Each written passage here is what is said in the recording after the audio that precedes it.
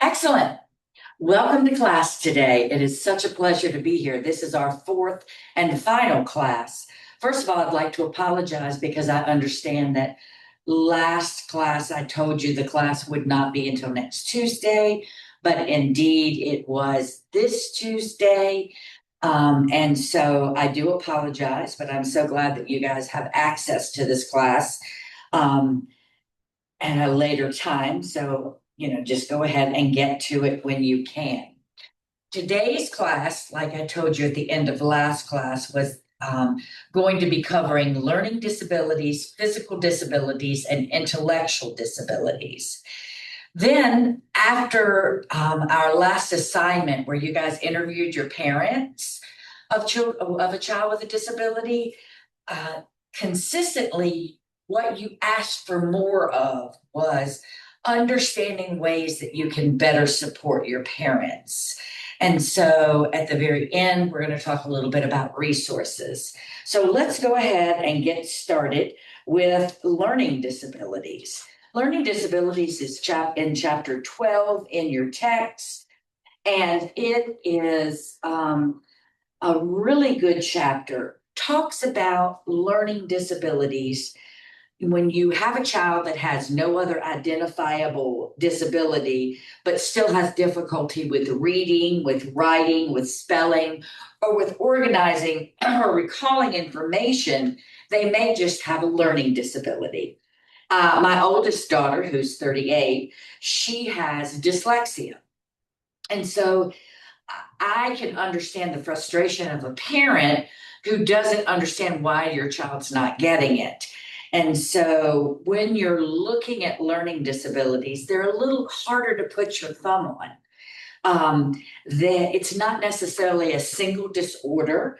It's more of a general description of difficulties. So you've got dyslexia, you've got dyscalculia, which is a mathematical issue, dysgraphia, which is where you can't motor plan, nonverbal disabilities.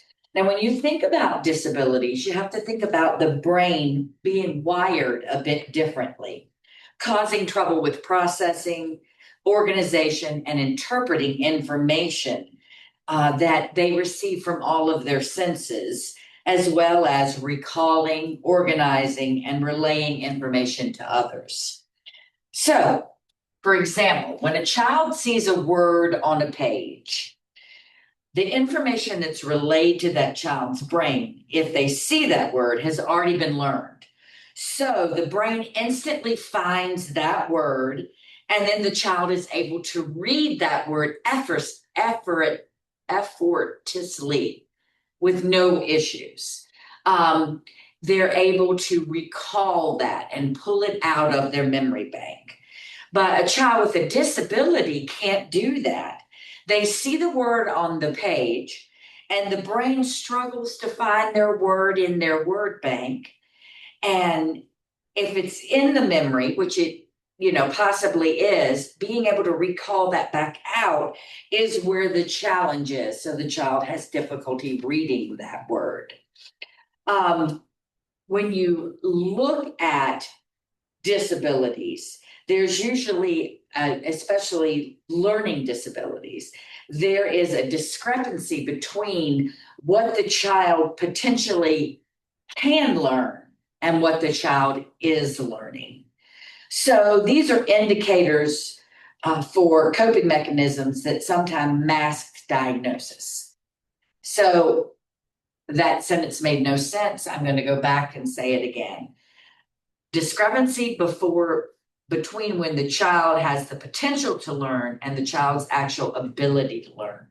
Sometimes this can be masked by the child's coping mechanisms. So my daughter was not diagnosed with dyslexia until she was in the 6th grade, because I was an early childhood educator and I had given her so many coping mechanisms. She then was just told that she wasn't paying attention. So you really want to get to know your child the way a parent knows their child. so that you can give the parents the understanding of what it is you're seeing. Children with learning disabilities struggle with skills that affect them at school, at home, and in social situations. So think about this. When a child becomes frustrated, then you have what? Behavior challenges because your child is frustrated. So a lot of times when you've got children who have chronic behavior problems, there is an indicator that you should look a little bit further to listen to what that behavior is saying. About 15% of the people in the United States have some sort of learning disability, but only about 5% of them are diagnosed. Reading is your most common disability, a reading deficit. It's the most common form of learning disabilities, and learning disabilities often occur in multiple members in the family. So when you're thinking about that particular fact, you think about the fact that diagnosing a learning disability is kind of like putting a complex puzzle together. It's taking all of the pieces, putting them together, and then determining what the picture is. Many states have different criteria for different learning disabilities. And so, what may be a learning disability in one state may not be a learning disability in another. The other thing that you have to remember when you're looking at diagnosing a learning disability is you've got to look at culture, you've got to look at where they're at environmentally. We will talk about that in just a little bit. How do you diagnose a learning disability? Well, you as an early childhood educator do not. You can diagnose that the child is missing or not diagnose. You can identify that the child is missing certain milestones, but diagnosis comes from comprehensive assessments. You've got your IQ test, that's a cognitive assessment. You've got academic achievement tests. There's all kinds of different tests that are done. Now, we talked about this at the very first class, that those kind of comprehensive assessments are done, and then an IEP is completed for children 3 through 21 years of age. From birth to 3 years of age, remember, you've got to go to the other resources, which we gave at that first visit, first class. What are the early signs of learning disability? What is that going to look like in your classroom? Well, if you don't know your milestones, you're not going to know what it looks like. So that's something that you have been working on through the whole class with the CDC program, is truly knowing your milestones and having access to that. Learn the signs and act early in your classroom. On page 122, it talks about some of the different indicators. The indicators that are going to be most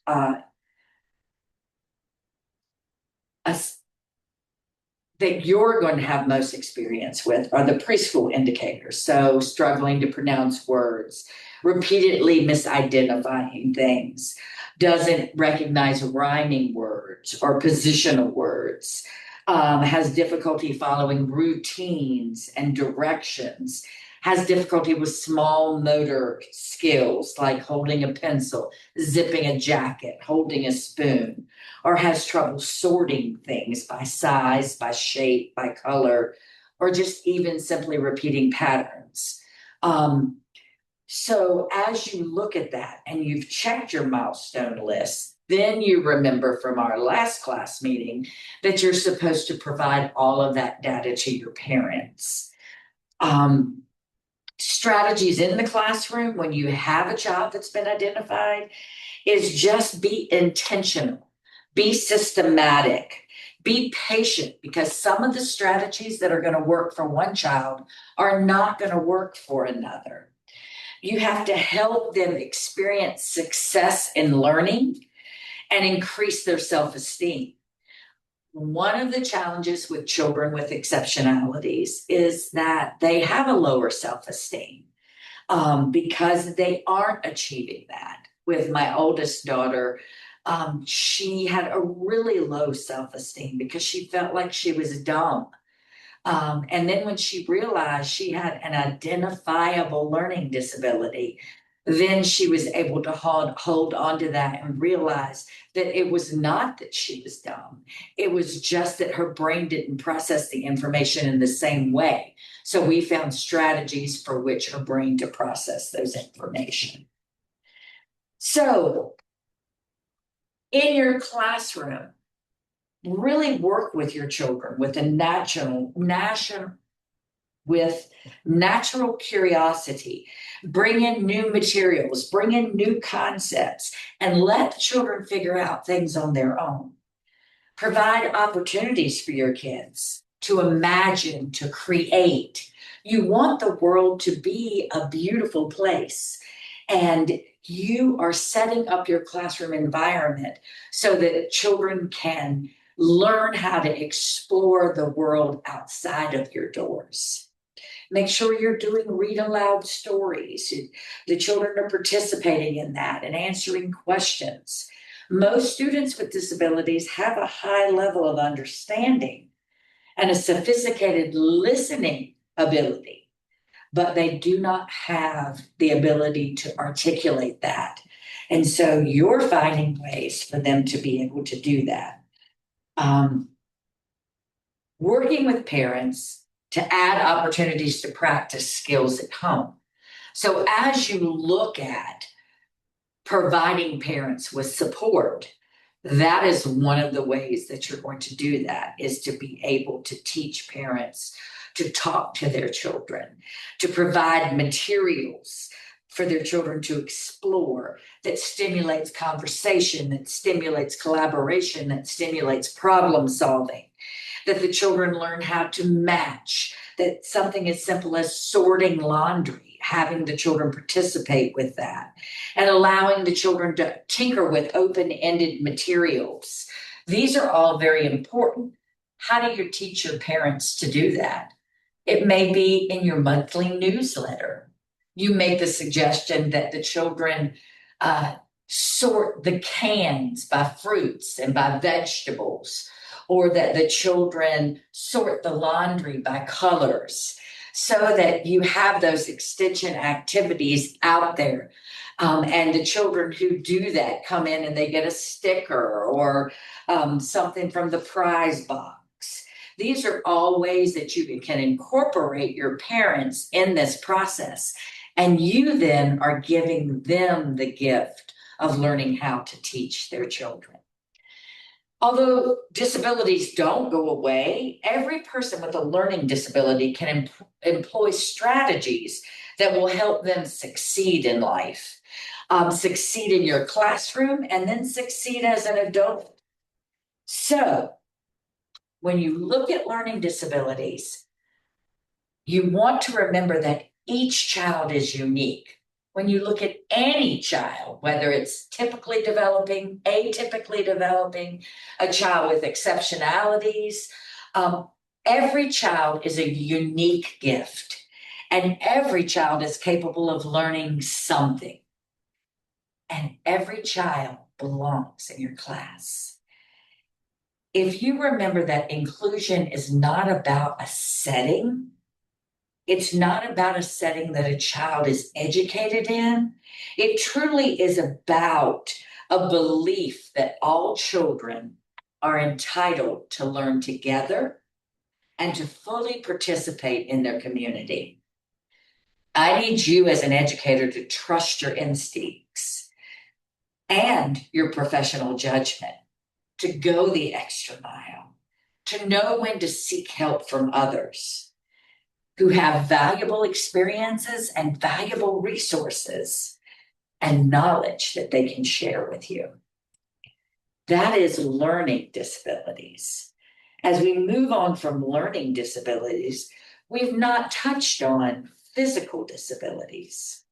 So when you look at physical disabilities and how that can how interacting with those children is just embracing another child with another set of needs. what I want you to remember is that children's strengths and needs, even in that realm of disabilities, varies. And it's important that you provide appropriate supports to the children so that they can actively participate to the greatest extent of their possibility in their learning environment, in their work in your classroom. So some of the physical disabilities that you may have experienced or may be in your classroom are children with cerebral palsy, children with spina bifida, children with spinal cord injuries, children with TBI, traumatic brain injuries, children with muscular dystrophy. Those are all some of the common physical disabilities. Physical disabilities occur because of many reasons: genetic conditions, congenital disorders, injuries to the brain, serious illnesses, accidents later in life. And when you think about children with these disabilities, no matter how they occurred, we need to remember that in our classroom, children need physical, visual, sensory, and cognitive supports. And that as an educator, it's your job to figure out what supports are going to best meet the needs of the children and where you get them. It's important for a child with a physical disability to become as independent as possible and not dependent. So as you are working with your children, remember not to overhelp. Remember that this can inhibit a child's development and make them unnecessarily dependent on assistance or on an educator. Your attitude about the child's ability, their attitude about what they can achieve, is so incredibly important, because what you're doing is supporting and encouraging the children to be able to manipulate their entire world so that when they step out of your classroom, they have those skills. How do you identify early issues? Every chapter that we've gone over so far, we've talked about knowing those milestones. And in your coursework, you've worked with ACT Early and looked at those milestones. Page 91 talks about developmental milestones in the area of motor skills. You want to review that, but also access that website on the CDC. We're going to talk a little bit about that closer to the end of this class. So what are the strategies in your classroom? How do you meet the needs of these children? Well, first of all, you need to get to know their interest, their abilities, what their actual ability is to and not to do at this time, so that you can ensure that you individually meet the needs of each child. Some simple changes are just rearranging the furniture, removing rugs or tripping hazards, providing different materials that best meet the needs of the child. Something as simple as, when you go outside, have a ball that's a little underinflated so that they have more ability to hold on to it. As you look at your physical environment, you have to consider, what changes do I need to make, and then do those changes. It's great for you to know there needs to be changes done, but if you don't make the changes, then you aren't meeting the needs of the children that you're serving. A lot of times in a classroom, especially classrooms for children 3 through 21 years of age, there's an IEP team that comes together, and they, as a village, incorporate different strategies that can happen within the classroom that will be beneficial. Like, if you have a child with autism who needs to sit on a bubble seat to keep them from moving around and getting out of their chair, or falling off their chair, that has to be suggested by an occupational therapist You can't just say, here's a bubble seat, use it for my child. In the early childhood classroom, it's a little bit different. You can kind of figure out what will and will not work, and you don't have to go through that process, the more challenging process that you would have to go through for 3 to 21. So in this particular situation, you've got a little more flexibility, which is phenomenal. So we talked about making sure that your floor was free of hazards. You also want to make sure that you've got heavy, stable furniture, that you position the furniture so the children can work independently, that you make seating comfortable and appropriate, and that you make the materials accessible and portable, that you've got a place for everything and the children know how to put things back in that place, and that you organize your environment so that the self-care activities, the children can participate as much as they possibly can on their own. Like having a sink that they can roll up to be able to wash their hands if they're in a wheelchair. Provide stabilization bars on equipment, even on the steps. They're, easy to get a hold of. And just make sure that as you have this adaptive material and adaptive equipment, that you keep it in good repair. Make sure that the child with any kind of physical disability is on the same visual level as everyone else. So what does that mean?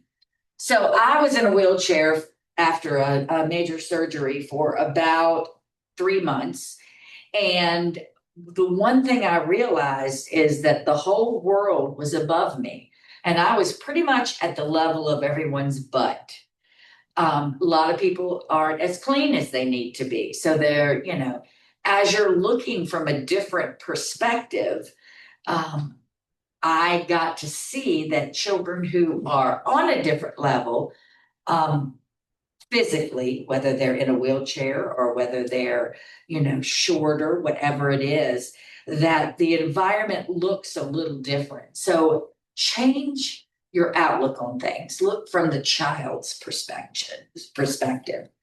Now, how do you incorporate any kind of child with a disability within your classroom and help the other children know how to embrace the child and to understand that the child is a viable part of that classroom community? One of the greatest things you can do is put literacy in your classroom and visual aids in your classroom that help children to understand that the world is a diverse place. So if you have a child who, has a disability or is an exceptionality, make sure that that kind of book that talks about children with that exceptionality is in your classroom. How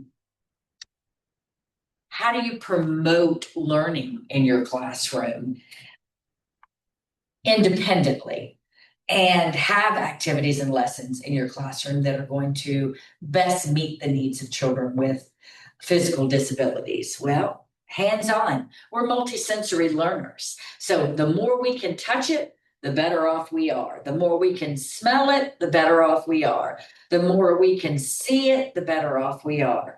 So utilize multisensory activities.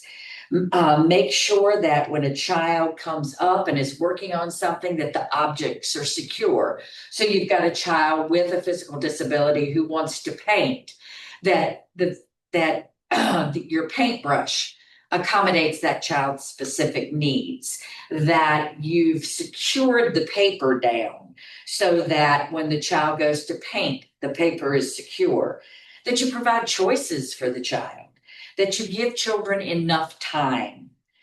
That's one of the things, as I've been observing student teachers this semester, that I see a lot of educators who aren't allowing the children enough time to answer questions.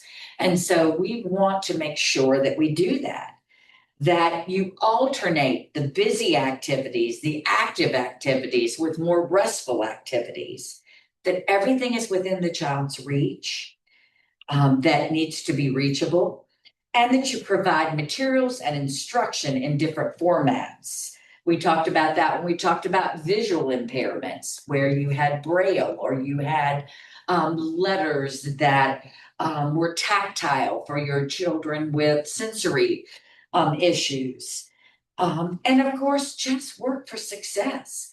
Consider what alternatives, and if something's not working, take it out and try something different. I talked last class about how Google is your best friend. Say, I'm having a child with this problem. What should I do?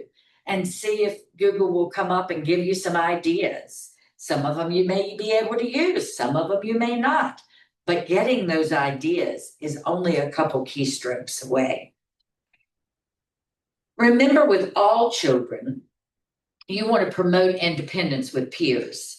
So brainstorm with your children in your classroom different ways that you can help the child with physical disabilities. Answer the children's questions. Don't hush them. Be honest, but be positive. Talk about with your children ways that they may help the child.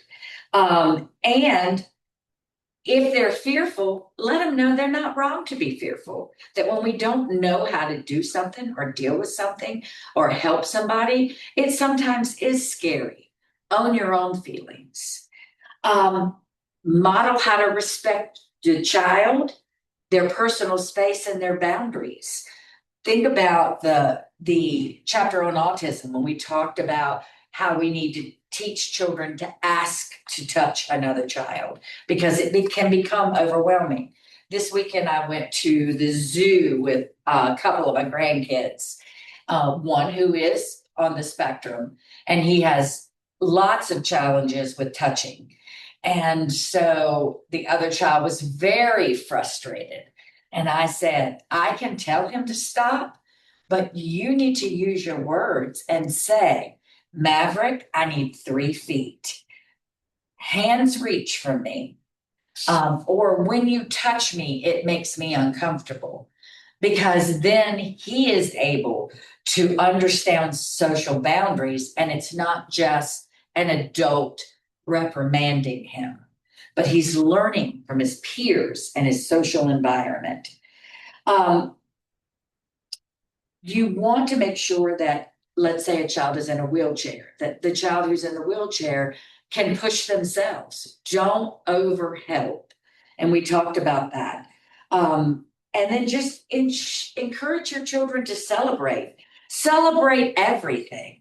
Celebrate every child's accomplishments. I was in a classroom last semester observing some teachers, and this one teacher, every time the children would answer a question right, she'd go, "Hish your brain." It was wonderful because the child felt good about themselves. And so when you're looking at meeting the needs of children, meeting the social emotional needs are just as important.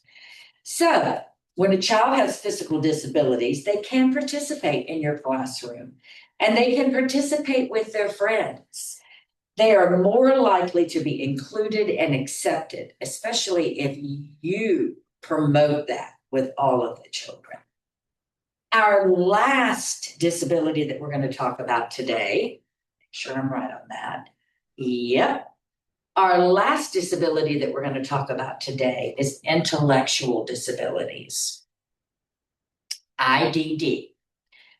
There are about 25 to 50% of people with intellectual disabilities have genetic causes. So let's say an extra chromosome like Down syndrome, or a defective chromosome like Williams syndrome, or an inherited chromosomal disorder like Fragile X. When you think of these children, those are very good, tangible ways that you can say, oh, yes, that was the reason for that disability. We also know that things like exposure to toxic substances, drugs, alcohol during pregnancies, lack of oxygen during birth, that can affect intellectual disabilities.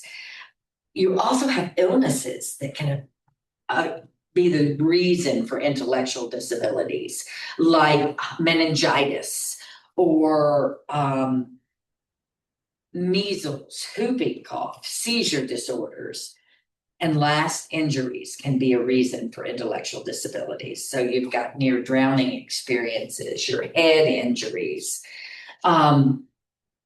lead contamination. All of these can impact learning disabilities and can be the reason for learning disabilities, not impact, but be the reason. When you think about learning disabilities, you have to ask yourself, well, okay, so I've got some words. I got Down syndrome, Fragile X, Williams syndrome.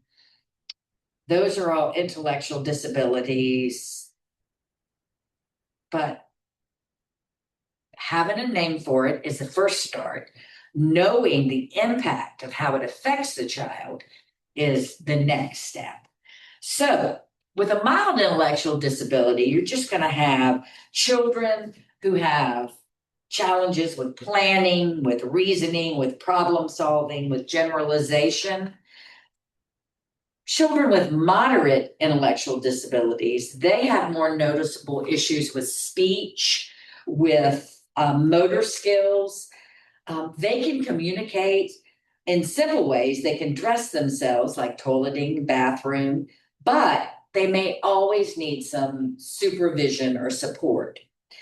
With children with severe disabilities, they're going to require lifelong supervision, and they probably will be in like a 24-hour care facility. You're typically not going to have children in your classroom with severe intellectual disabilities unless you're in a special education setting, self-contained classroom. You mainly will have children with moderate or mild intellectual disabilities. I also want to go back to intellectual disabilities and remind you that sometimes children can present as they have intellectual disabilities, but it can be caused by trauma. I currently have a child in my home right now that came to me. He's 13 years old, and he came to me on a kindergarten reading level, kindergarten language level, just really did not speak, did not really know how to communicate, to take information, to process it. And he was diagnosed with IDD. In 1 year of having him in my home, he has gone from kindergarten to fourth grade. So we're getting there. But it's through experience and it's through support and it's through healing of trauma that we're getting there. So do note that trauma does, in fact, highly affect the intellectual abilities of a child. When you're looking at that identification of intellectual disabilities, you're going to want to check that milestone chart. So, with all of that said, and with the understanding of what intellectual disabilities are, how they're caused, how it might impact children,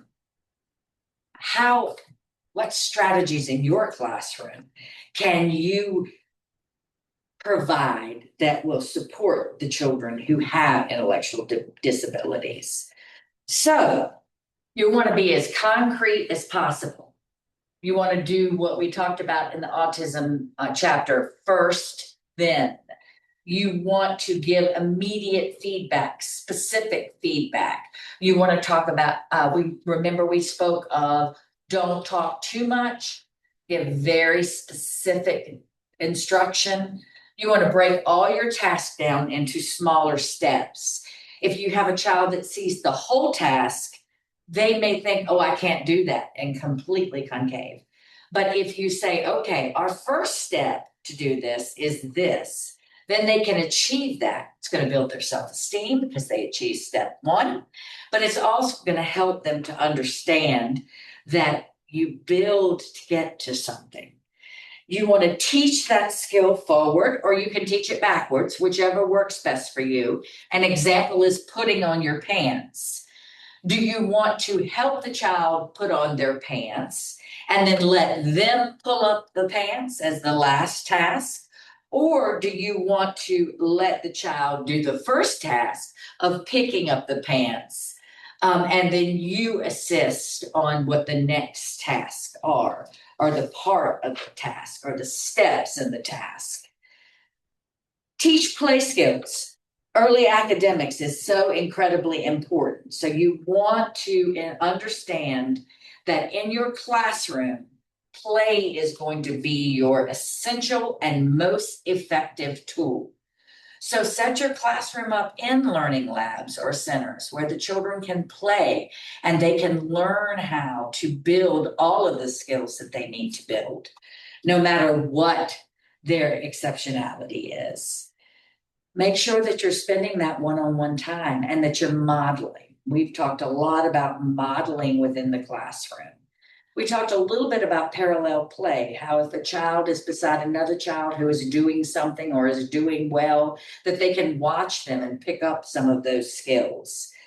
You also want to make sure that you have an environment, and it's usually manipulatives, where there's interactive play skills. So they're building on something, and you can teach in that environment, sharing and trading toys so that they can have a more cooperative view of play in the classroom. Encouraging friendships is so incredibly important. For another child that I had, he never really had any friends because he always felt he was too dumb to have friends. And so one of the things that has been so wonderful for him was that budding of that friendship. And so this child is modeling appropriate behavior, and that friendship is enabling him to be able to feel good about himself. And then he can mimic some of that behavior.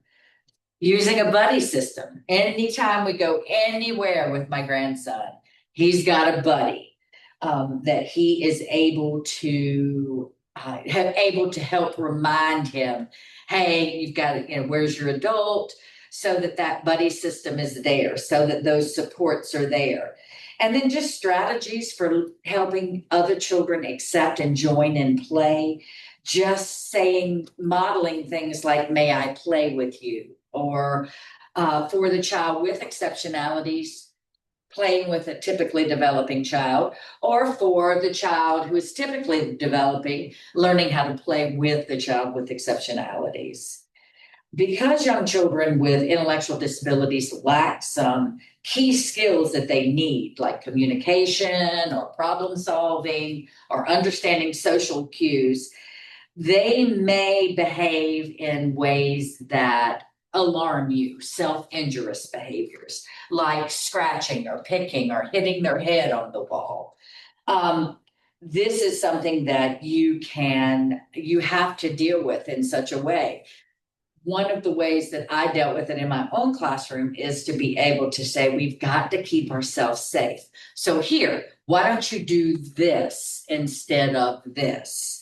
When you're angry, why don't you punch this ball instead of punching your head? Eventually, these kinds of alternatives they'll be able to use when they realize that the other ways aren't getting them what they want. Give the children words to help understand their own feelings.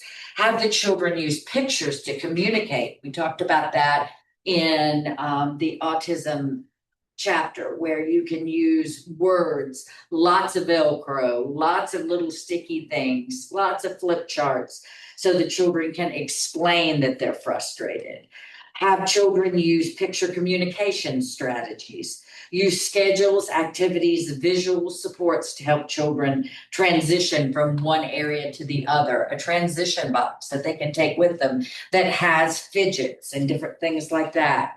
I have a 16-year-old son that I adopted that has autism, and he drives me nuts in the car because he's always picking or touching or making weird sounds with his hands. And so I don't want to turn the music up loud where I don't hear it because then I'm drowning him out. So I found the neatest little thing. I got a handle, a little round handle that goes onto a cabinet. And I took it off and I got the screw that goes on the back. And so when we ride, he screws that on and off. It took care of all of the annoying sounds. It keeps me from getting stressed in the car. And it gives him something to allow him to fidget with that helps with that emotional stress that he might be feeling when he's riding. So what you have to do is evaluate. You have to evaluate what the child can do, what they can learn, what is working, what is not working, so that you can set the highest expectation based on the child's desires, abilities, and needs.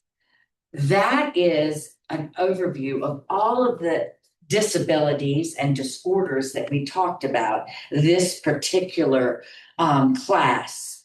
So I hope that you got a good understanding of how to meet the needs of the children in your classrooms with all of the resources that I have given throughout this semester. But I also want to be mindful of two things that you asked when you did those parent interviews. There were two questions that consistently stood out in all of your reports. One was, how can I best support the parents? And the other was, how can I get resources? So we talked about resources. We talked about Google search.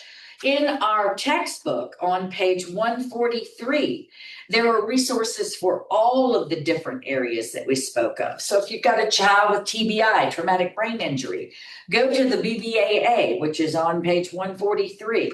Go to their website, open it up, look at the resources that they have available. So if you have a child that has ADHD, again, go to CHADD. CHADD has a 100-day kit for parents who have just been diagnosed with autism. Wonderful resource that you can give to your parents. If you've got children who have dyslexia, go to dyslexiaida.org. All of these are resources that are accessible to you. They're at your fingertips. They're on the computer, ones that you can use, or you can just Google resources for children with IDD in a preschool classroom and watch all of the resources come up. So as we look at effectively supporting parents of children with disabilities in your preschool classroom, I want you to consider these strategies. Number one, establish open lines of communication to discuss concerns, progress, and make sure that's regular. If you're in a school that doesn't have teacher-parent conferences, you need to have those. You need to be meeting with your parents, just like they do in elementary school, because you are an educator. And so have those regular discussions, have those progress reports, have those updates so the parents can be in that child's village and everybody can be looped in. Number two, provide resources and information about local support services. If you don't know what your local support services, because we've got 28 students in this class, or no, 20 students in this class, all from different areas in North Carolina. If you don't know what your resources are, look it up. Resources for children with autism in Durham County. That is something that you're going to want to have to find, and you're going to have to find on your own because you're all from different areas. We talked about in my responses to you with the parent interview, getting a notebook together for each disability that you have in the classroom, and one tab being resources. This is going to be wonderful for you. You keep the notebook, you provide it to the parent, you can let them check it out and give it back. But you've always got that notebook. It's there and you can update it as you get more resources. Number three, you want to offer workshops or information on disability awareness, making sure that the parents are getting that ongoing education. You want to create an environment that's welcoming to all children who come into the classroom, but that also encourages parental involvement and feedback. When you've got a child with a disability, the parents are challenged. I watched a couple of videos this week of parents who just found out their children had a disability, and I saw the anguish and the heartbreak in these parents as they spoke. One of them was actually on a TED Talk, and I was going to show it today, but we're not going to have time, where she just genuinely was heartbroken. She loves her child and she wants the best for her child, but she had to grieve a loss of a healthy child with no exceptionalities. Then she got to embrace the gift of having a child with exceptionalities. You want to collaborate with the specialists that come through your door. Make sure that you develop individualized strategies for their child. We spoke of one strategy where you have a notebook, just simple as a spiral notebook, where they write down what they did with the child and write down a suggestion for the classroom for that week. And then you write down problems that you're having and they can give you input. And this is when you build a classroom. You can't just go into a classroom and have everything you need. You have to build that classroom to be a collaborative environment that meets the needs of all the children who walk through that door. And it takes time. You want to share success stories and positive experiences to foster hope and encouragement to the parents. So yesterday I got an email from my child who has IDD from the teacher who just wanted to let me know that the child asked for help. What a wonderful success for him. So that when he got home, I was able to say, hey, buddy, you asked for help today, so that possibly he'll ask for help again. The other thing I wanted to do is to just talk about the resources that you guys have at your fingertips that you studied about when you were doing your work for this class in the modules. So in the modules, you went to the CDC and you saw resources for early childhood educators. And you saw Learn the Signs Act Early, and you did that particular program. But there's also a milestone tracker app that you can put on your phone. You can print off the essentials for parenting toddlers and preschoolers, the 0 to 3, which is a wonderful resource for you. There's a plethora of resources that are out here. And I encourage you to go through them, get comfortable with them, print off what you need to print off so that you can not only identify if their development is on track, but identify it early so you can best meet the needs. Remember that you don't diagnose, but that you can use all of these resources, that you figure out the best way to monitor the children's development in your classroom, whether it's a checklist or whether it's this app, that the developmental milestones, you're aware of what they are so that you can document it so that when the parent goes to get the child the help they need, they have that documentation. You want to make sure that as you are looking at this, that you have not just a record, but that you help the parents to understand that if they think their child has a disability and their doctor is not helping them, they don't have to have a referral to go and get early intervention, which was through them.